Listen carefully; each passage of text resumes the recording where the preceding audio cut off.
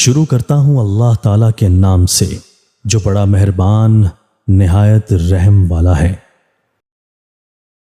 حضرت معاذ بن جبل رضی اللہ تعالیٰ عنہ سے روایت ہے کہ رسول اللہ صلی اللہ علیہ وآلہ وسلم نے ارشاد فرمایا، اے معاذ، اللہ تعالیٰ نے روئے زمین پر کوئی چیز ایسی پیدا نہیں کی جو غلاموں اور باندیوں کو آزاد کرنے سے زیادہ اللہ تعالیٰ کو محبوب اور پسندیدہ ہوں، اور روئے زمین پر کوئی چیز ایسی پیدا نہیں کی جو طلاق دینے سے زیادہ اللہ تعالیٰ کو مبغوض اور ناپسندیدہ ہو۔ حضرت عبداللہ بن عمر رضی اللہ تعالیٰ عنہ سے روایت ہے کہ رسول اللہ صلی اللہ علیہ وآلہ وسلم نے فرمایا کہ حلال اور جائز چیزوں میں اللہ تعالیٰ کو سب سے زیادہ مبغوض طلاق ہے۔ تشریح: جیسا کہ معلوم ہو چکا ہے، نکاح اور شادی کا مقصد یہ ہے کہ مرد و عورت یہ رشتہ قائم کر کے اور باہم وابستہ ہو کر عفت و پاک بازی کے ساتھ مسرت و شادمانی کی زندگی گزار سکیں، اور جس طرح وہ خود کسی کی اولاد ہیں اسی طرح ان سے بھی اولاد کا سلسلہ چلے، اور وہ اولاد ان کے لیے دل اور آنکھوں کی ٹھنڈک کا سامان اور آخرت میں حصول جنت کا وسیلہ بنے۔ اور ان مقاصد کے لیے ضروری ہے کہ دونوں میں محبت اور خوشگواری کا تعلق رہے۔ رسول اللہ صلی اللہ علیہ وآلہ وسلم نے شوہروں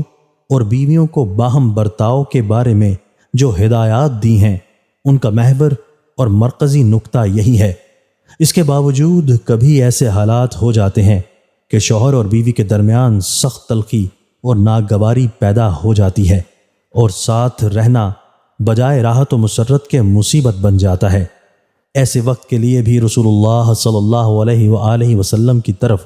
تعلیم و ترغیب یہی ہے کہ وہ دونوں ناگواریوں کو جھیلیں، نبھانے اور تعلقات کو خوشگوار بنانے کی کوشش کریں،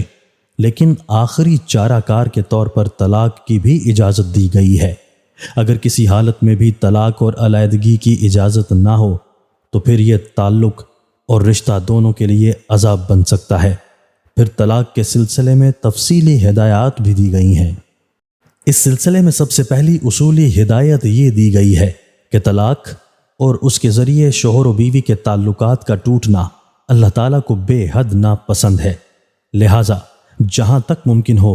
اس سے بچنا چاہیے۔ نہ مرد خود یہ اقدام کرے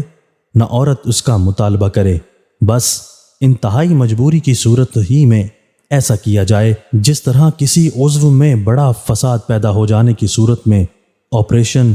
گوارا کیا جاتا ہے۔ پھر اس طلاق اور علیحدگی کا طریقہ بھی بتلایا گیا ہے کہ شوہر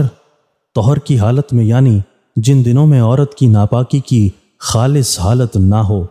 صرف ایک رجعی طلاق دے تاکہ زمانہ عدت میں رجعت یعنی رجوع کر لینے کی گنجائش رہے۔ پھر اگر شوہر کو رجوع کرنے کا فیصلہ نہ کر سکے تو عدت کی مدت گزر جانے دے۔ اس سے رجعت کی گنجائش تو نہ رہے گی، لیکن دونوں کی رضامندی سے دوبارہ نکاح کا رشتہ قائم ہو سکے گا۔ بیک وقت 3 طلاق دینے کو تو ناجائز اور سخت گناہ قرار دیا گیا ہے، جیسا کہ آگے درج ہونے والی بعض احادیث سے معلوم ہوگا، لیکن متفرق اوقات میں 3 طلاقیں دینے کو بھی سخت ناپسند کیا گیا ہے، اور اس کی یہ سزا اس دنیا ہی میں مقرر کی گئی ہے کہ اگر وہ شوہر اپنی اس مطلقہ بیوی سے پھر نکاح کرنا چاہے